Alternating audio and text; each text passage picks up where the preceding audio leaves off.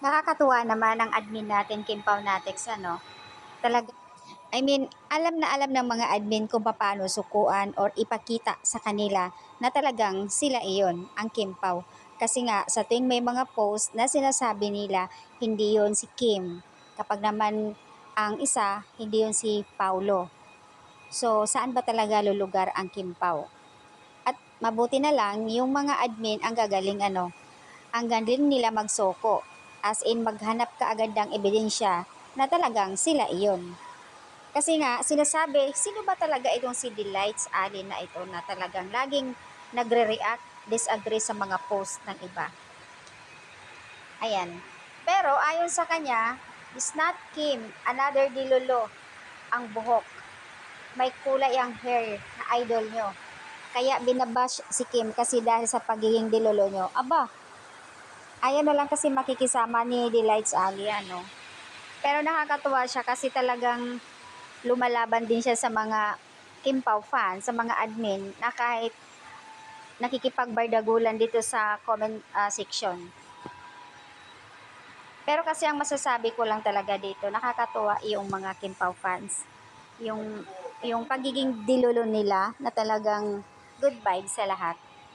O, may comment dito, Pasok Delights Ali, masakit ba sa mata ang tanggapin ng katotohanan?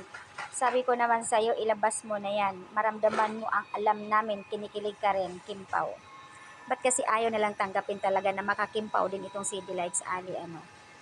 May mga bagay kasi na minsan, may mga post ang admin or ibang mga netizens na, syempre, pampakilig, good vibes.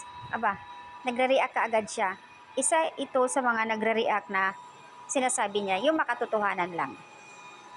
Ang hilig niyo magdilolo, kaya binabash. Yun talagang lagi niyang pinapa-emphasize sa mga Kimpaw fans na ayaw makikisama sa pakikipag good vibes sa kilig or dilolo sa mga Kimpaw fans. Sinampal ka ba sa katotohanan, Delights Ali? Now, sabihin mo na dilolo kami. So, ano ang masasabi mo ngayon na si Kim pala yon?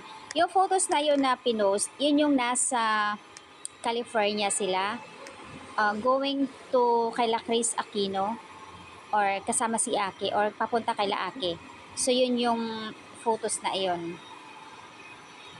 Hay nako, nakakatuwa naman yung mga Kim Pao fans dito. Talagang walang magagawa na itong si Delights Ali kundi mag-disagree sa mga post ng admin na ayaw nilang makikisama. Siguro natatamaan at hindi nagpapatalo. Yung Delights na yan, di pa rin nadilat sa katotohanan. Baka naman makapaunin yan kaya palaging nagsusupalpal sa mga post. Disagree siya sa mga post ng mga kilig vibes ng admin. Huwag ka nang mag-comment dito at Delights Ali. O ayan, pinagtutulungan ka na tuloy. Kakaloka.